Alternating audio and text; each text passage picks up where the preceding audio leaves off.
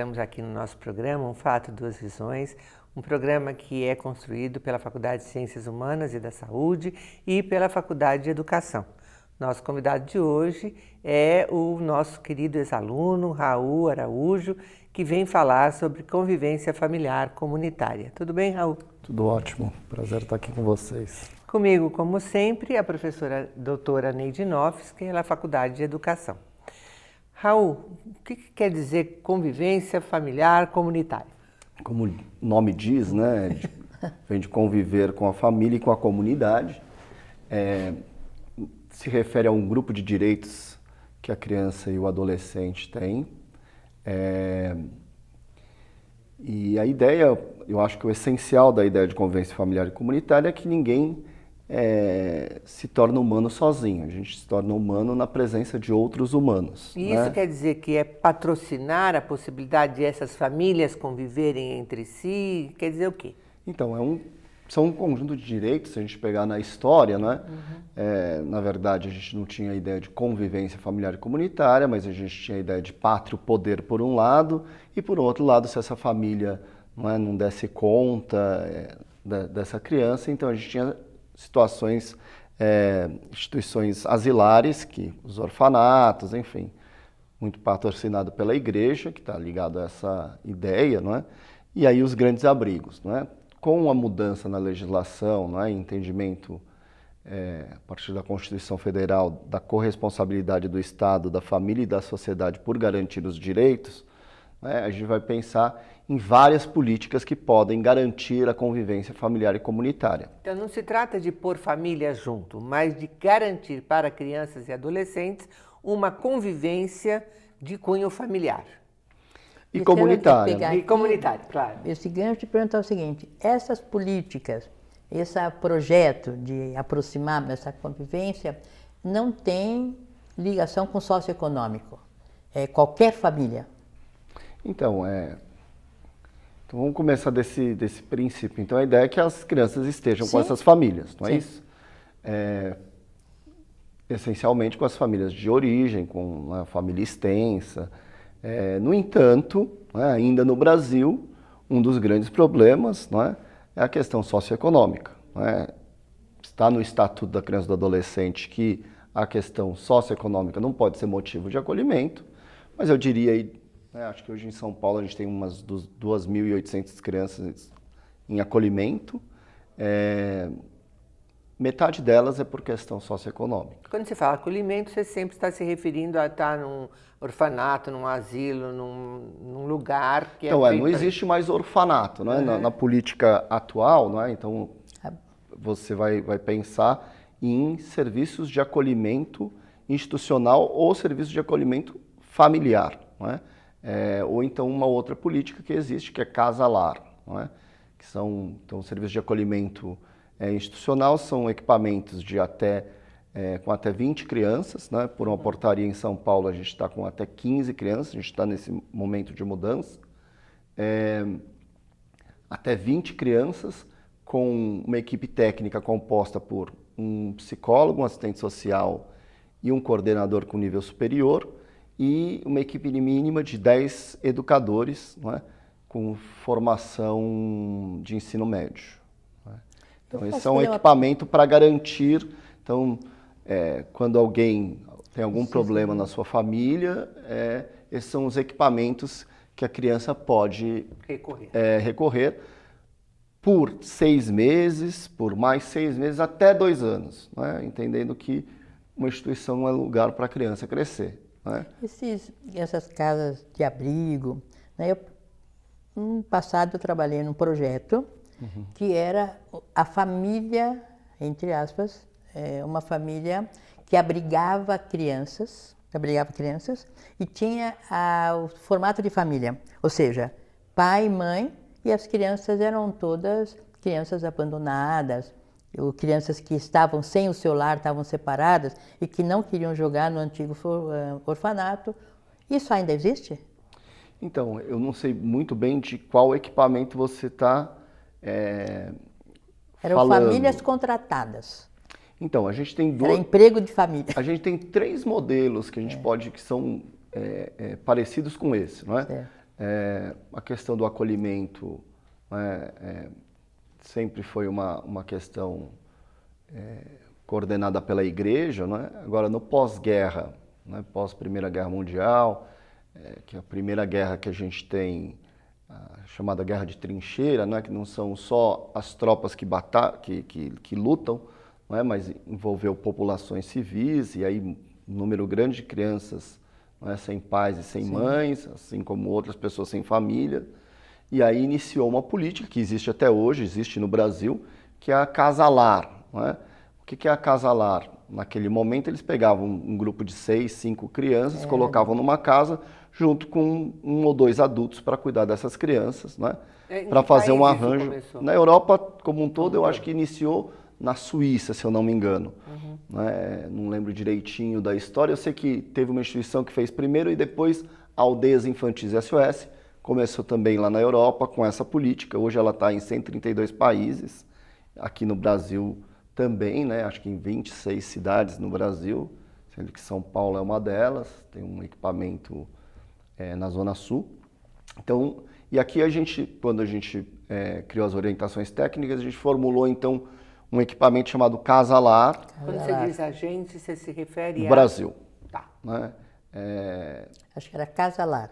Casa-Lar. Casa-Lar. Então, exatamente, são 10 era crianças. 10 crianças, pai e mãe. Com só que tinha... uma mãe social, não é? Que hoje chama educador social. Elas eram selecionadas. Tinha que ser marido e mulher, entre aspas. Então, pai esse e é mãe. um modelo, não é? Esse é o modelo. O outro modelo que existe são as famílias acolhedoras, não é? Que em São Paulo é um lugar que eu trabalho, que é o Instituto Fazendo História. É o único lugar que tem um programa de família acolhedora. O que é família acolhedora? Ao invés de ir para uma instituição, a criança vai para uma família. Né? Então, são famílias que não querem adotar, né? Então não é um programa de adoção. A família não quer adotar uma criança, mas ela quer oferecer o seu tempo, o seu espaço para cuidar de crianças provisoriamente. Né? Então, são grupos de até 10 famílias, né, para receber até 10 crianças. Às vezes, com certeza, tem mais famílias, mas a capacidade de atendimento são 10 crianças acolhidas, com uma equipe técnica também de um psicólogo, um assistente social e um coordenador de serviço. Né? E aí as famílias recebem também um auxílio para cuidar dessas crianças por um tempo. Né? Aqui a gente tem um foco nos bebês, não é? Porque a gente sabe que essa fase da vida, primeira e primeiríssima infância, é uma fase muito importante para o desenvolvimento da criança e que uma instituição acaba não sendo o melhor lugar para estimular essas crianças para o seu desenvolvimento. E essas famílias recebem orientação? Então, são acompanhadas? São selecionadas, né? Tem um processo né? de seleção, depois tem um processo de formação dessa família e de acompanhamento semanal dessas famílias. Né? Que é feito por um psicólogo. Por um psicólogo, por um assistente social e pela essa coordenadora que cuida do programa como um todo. Você estava falando, a gente tem um pouco essa fantasia de que a criança precisa de um vínculo permanente, que ela tem que estar sempre com a sua família, e você está falando que essas famílias acolhem por um tempo que tem um certo limite. Não entendi bem se os 6 meses também entra aqui nessa proposta da família acolhedora. Né? Eu entendi que as casas, elas têm uns limites de 6 meses, podendo ser renovável por mais 3 vezes, completando 2 anos. Nesta situação, são 2 perguntas inclusivas, né? Se há um limite de tempo e o quanto isso é favorável ou não para a criança ter que interromper esse vínculo. Os 2 serviços são provisórios, né? Até que a criança tenha um destino, ou retornar para a família de origem, né? Ou ir para a família extensa, né? Para um tio, para uma avó, alguém da comunidade que tem um vínculo forte com essa criança, ou não, ser destituído do poder familiar e ir para adoção. Né? Então a lei prevê que esse momento de acolhimento ele seja por 6 meses, por mais 6 meses até 2 anos. Isso é o que a lei diz. Né? Hoje a gente tem muita criança que ainda cresce nos serviços, né? Muito adolescente que está saindo dos serviços, indo para as repúblicas, que cresceu no serviço de acolhimento. Por ausências de outras políticas, né? essas crianças e adolescentes acabam ficando muito tempo, não é? E também porque todos nós fomos formados pela política antiga. Então a gente acha ainda que o acolhimento é bom, que ele deve ficar lá, que, enfim. Então acho que isso é um ponto que a gente pode voltar depois. Quais são essas outras políticas que poderiam auxiliar essas famílias, não é? Então a ideia é que a criança volte para uma família e volte para uma comunidade, que esse espaço é provisório, não é? Se isso é benéfico para a criança ou não, em geral as crianças são retiradas de situações muitas vezes traumáticas, situações de abandono, situação, não é, De violência. de violência, situação de rua, não é? Então tem uma série de situações e, claro, tirar essa criança e trazê-la para um serviço de acolhimento, seja familiar ou institucional, em princípio, um bem para essa criança, né? Então, claro, tem muitas crianças que estão nessa situação, mas preferem continuar com a família, preferem, né? E aí já vi situações traumáticas das crianças chegarem que não querem entrar no serviço, enfim. E outras crianças chegam no serviço, ficam super felizes, porque o grau de abandono que elas estavam, né? Mas isso é a vontade da criança, né? O interesse é que ela, né, esteja protegida e depois possa retornar para uma família. Acho que essa é a grande... Então, né, acho que tem casos, citar casos aí, teve um Profissão Repórter um outro dia, né, que mostrou uma família, a família Santana, que eu conheço bem o Abraão, um menino que participou lá do programa, e aí ele contou, né, tô falando o nome, ele já é adulto hoje, e foi um programa público, então por isso falo o nome, né? Mas que eles estavam na Aldeias Infantis SOS de Poá, depois foram para um serviço lá na Penha, cresceram nesse serviço, é uma família de 7 irmãos, né? Todos passaram pelo serviço, e com certeza eles cresceram, né? Tiveram todo o seu desenvolvimento lá, e com certeza com apoio àquela família, né? Dona Rose, que é a mãe deles, né? A mãe social deles. Não, a mãe Biológica. deles, biológica. Eles poderiam ter crescido com essa mãe, né? Com uma estrutura de apoio, com outras políticas, né? E com certeza uma política de moradia, né? E auxílio a essa mulher, né? E é bom usar o argumento aqui, eu não gosto muito do argumento financeiro, né? Mas seria muito mais barato, inclusive, para o Estado, né? Agora, a gente está nesse momento de pensar essas políticas, de construir essas políticas, né? Então, eu queria voltar nisto, porque me parece que esta saída, ou seja, ajudar a família biológica a superar o problema, seria, a princípio, uma das melhores saídas, claro. que seria a mãe não abandonar os filhos e aprender também a ser mãe, né, a ser pai, enfim, aprender nisto como uma política. O que você identifica que ainda é barreira para que isso se efetive? Então, porque eu acho que a gente ainda tem uma visão institucional o que a gente tinha antes de 88, com a Constituição e do ECA em 90. A gente tinha o Código de Menores, né? E o Código de Menores dizia que a gente precisava de instituições para cuidar desses que estavam em situação irregular, né? Quem eram? Os abandonados, os infratores, e até a gente falar o que é abandonado, o que é infrator, né? Já estava implicado numa certa visão da infância, de uma certa visão da pobreza, né? Então isso ainda permanece na mentalidade das pessoas, né? Acho que essa é o grande problema. E algumas políticas como Bolsa Aluguel, política de moradia, não é?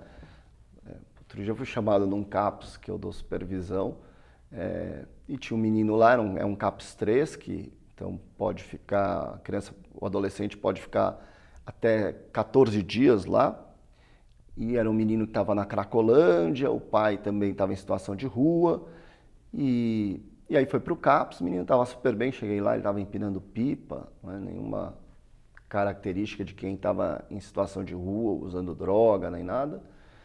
Enfim, estava bem cuidado ali e estava de alta, só que ele não tinha para onde ir, porque o pai estava acampado na frente do CAPS, dormindo na rua, né, sem nenhuma condição. E aí, qual seria uma saída possível ali? Uma intervenção do CREAS, que é um equipamento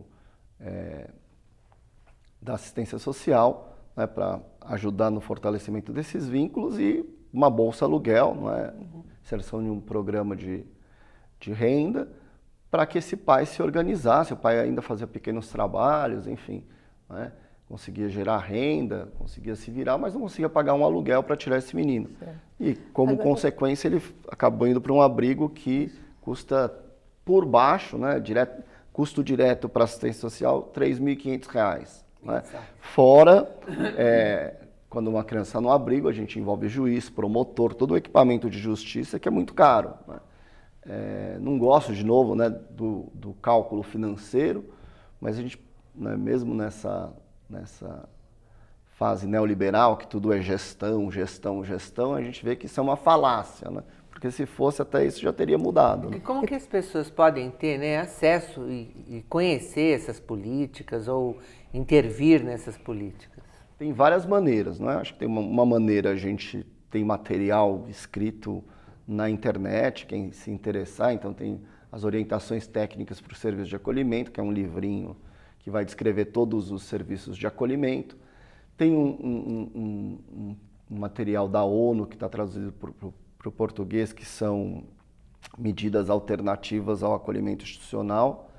Então, tem várias medidas ali que a gente pode...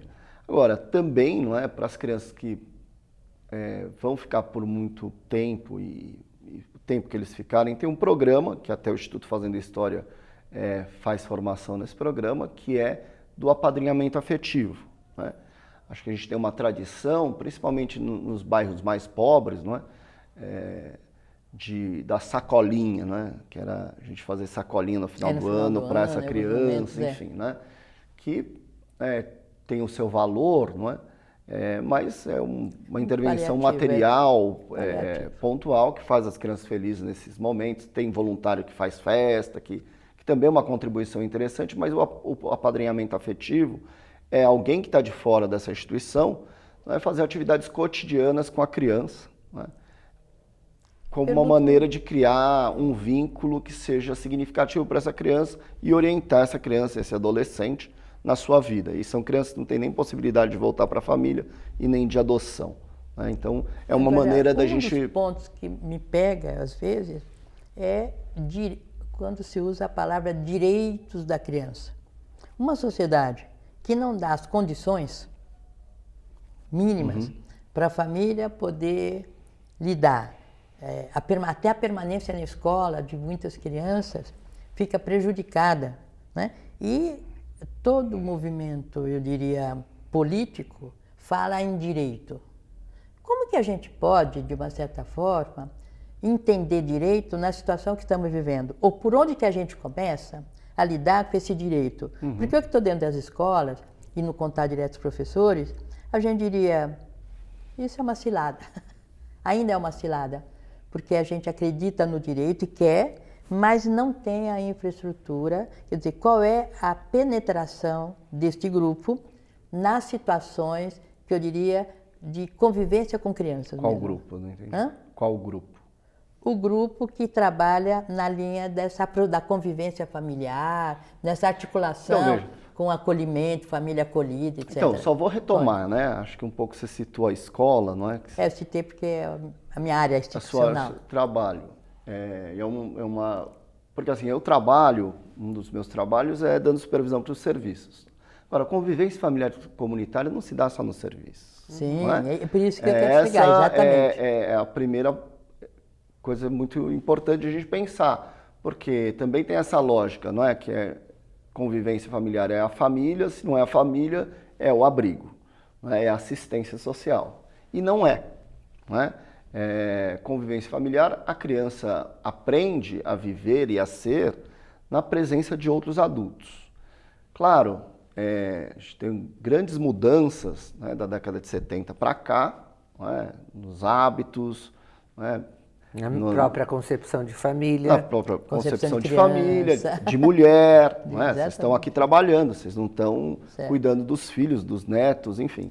Não é? A gente mudou a estrutura social. Então, uma das coisas que eu bato muito na tecla, né, quando a gente trabalha com as escolas, eu faço um trabalho também que é um trabalho de rede, para garantir. Nesse momento a gente está fazendo esse trabalho na Vara da Lapa, de Santana e São Bernardo. Então, a gente une a saúde, a educação, a assistência social, o juiz, o promotor, os defensores, e a gente faz um trabalho de rede, né, discutindo aí o que é garantir o direito. Não é? E aí, convivência familiar e comunitária, desde 96, não é, está na educação. Sim. Não é? O professor muitas vezes reclama, fala, né, eu lembro da época do governo da Marta Suplicy, que ela introduziu o material e o uniforme gratuito, e alguns professores falavam, eu trabalhei lá nas paradas pedagógicas, eles falavam, agora a gente tem que fazer até assistência social, dar roupa, vestir, enfim, não é? E o professor brasileiro tem essa mentalidade, e tem essa mentalidade porque também não tem formação, não é? Que a ação dele é disciplinar, vou trabalhar com matemática, geografia, né, desenvolver competências práticas, e é isso meu trabalho. E não é, a escola é um lugar de convivência, e a gente vê, né, por que o bullying surge na escola, por que uma série de problemas de convivência surge na escola, na minha opinião, porque a escola e os professores e a direção não estão preparados para lidar com convivência familiar. Ou senão, a LDB que você citou em 96 que saiu, ela deixa claro que a educação é responsabilidade de todos, da sociedade civil, Claro. da igreja. Porém, a escola trataria da educação escolar. Então, essa divisão entre a educação geral e a educação escolar, às vezes, traz uma certa incompreensão. Porque eu também sou da educação e também acho, às vezes, que se fecha muito. E preciso discutir. A educação é de todos, mas é de todos numa harmonia que vocês estão propondo, quer dizer, numa convivência. Não, então, mas assim, a escola, a gente vai para a escola e a gente vai lá aprender português, Sim. as 4 operações, mas a gente come com um coleguinha, Tem a convivência. a gente namora, essencial. a gente joga futebol, a gente, não é, aprende a Questão usar da os talheres socialização, ou não. tudo. Não é? A gente gosta muito do filme do Michael Moore sobre as escolas, sobre a alimentação, e ele vai comparando a alimentação na França e nos Estados Unidos, em outros lugares, né? E é muito interessante porque ele está falando muito da alimentação. Então lá na França eles comem batata frita uma vez no ano, né? E nos Estados Unidos fast food todo dia, né? Aqui é o macarrão e o frango, né? Que é quase todo dia, arroz doce, enfim. Mas lá tem toda uma ideia de ser, os alunos sentam e são servidos como se eles seriam num restaurante, que não custa muito mais, né? Mas é um processo educativo, saber comer à mesa, enfim, né? Não ser tratado como um bicho que é alimentado, né? Você joga a ração, sai aquela portinha ali. Isso tem a ver com a escola, tem a ver com que concepção de educação a gente tem. E de né? divisão de espaço, né? Ou também, com a ajuda da sociedade civil, mexer com isto, dividir nessa parceria, deixar claro que podemos fazer isso e acho que devemos. Mas a sociedade civil, se a família, se a cultura não colaborar, nós temos aí um conflito entre a família e a escola. A cultura colabora muito. Eu acho que a escola, não é, tem uma responsabilidade que ela não levanta um dedo para mudar isso. É muito um terreno muito tênue. Não, eu quero ser incisivo nisso, porque assim, eu quero principalmente com as crianças... questionar isso. Eu quero questionar isso. A gente pode visitar e olhar, assim, fazer um estudo comparativo, porque assim, a gente pensar, às vezes a gente discute a partir da teoria, uma coisa é a teoria, uma coisa é realizar um programa, criar uma instituição, não é? Que isso também é uma boa discussão, como a gente faz isso, mas enfim. E aí acho que esses estudos comparados, eles são muito bons por conta disso, né? Porque você pode ver, bom, tem essa possibilidade. Eu dei o exemplo da alimentação, né? Se os pais estão trabalhando, as mães estão trabalhando, onde ele vai aprender a comer, né? E ainda o professor às vezes acusa, fala, não sabe nem comer à mesa, não sabe nem falar. Mas assim, a mãe está trabalhando, né? A gente flexibilizou todas as leis trabalhistas. Tem gente trabalhando de madrugada, tem gente então, virando turnos. Só para completar o questionamento, é o seguinte, é que às vezes, eu já falei isso muitas vezes também, a escola não pode ser um self-service, concorda? Quer dizer, muitas crianças vão para a escola para se alimentar. Acho que o alimento, comida, é importante, mas a escola tem que também ter um papel, não de se ensinar conteúdo, que eu tenho críticas também, mas para o desenvolvimento dessa criança. Essa criança precisa crescer, essa criança precisa viver em sociedade, sobreviver. Mas é um exemplo que olha lá o filme do Michael Moore, é incrível, né? Vai lá na França, tem 3 caras que são responsáveis pela cozinha, eles preparam a comida, tem, claro, um equipamento, mas equipamento, né? A gente equipa sala de informática, mas eles conseguem servir as crianças, fazer com que elas conversem à mesa, enfim, não é? O alimento pode ser uma estratégia. Não é porque também, às vezes, o professor vem dessa lógica também, de fast food, de falta de educação. Agora, a universidade tem um papel importante, né? Os cursos de educação, de formar esses caras. A sociedade mudou. Sim. E aí, a gente não vai lá só para aprender português, matemática, mas saber se organizar, organizar o nosso material, né? Pessoa. Enfim. Então, e eu vejo isso... Interromper vocês, que meu tempo está estourando. E eu gostaria muito que a gente continuasse muito além do que nós estamos conversando, mas eu tenho um tempo. Então, eu vou dar um tempo para você falar algo que você acha importante, rapidinho, porque nós estamos estourando e a gente se despede. Eu fiquei muito contente, a gente entrou na educação, né? Que bom! E é muito bom, porque assim, convivência familiar e comunitária não tem a ver só com abrigo. Não. Tem a ver com as leis trabalhistas. E a lei trabalhista pode proteger a família, a gente tem outras maneiras, não é? E que aí convido vocês para olhar aí os cuidados alternativos e a gente pensar outras maneiras de garantir convivência familiar e comunitária que não seja o serviço de acolhimento, os abrigos, os orfanatos. Obrigada, Raul. Obrigado a vocês. Ficamos por aqui hoje. Aguardamos vocês em nossos próximos programas.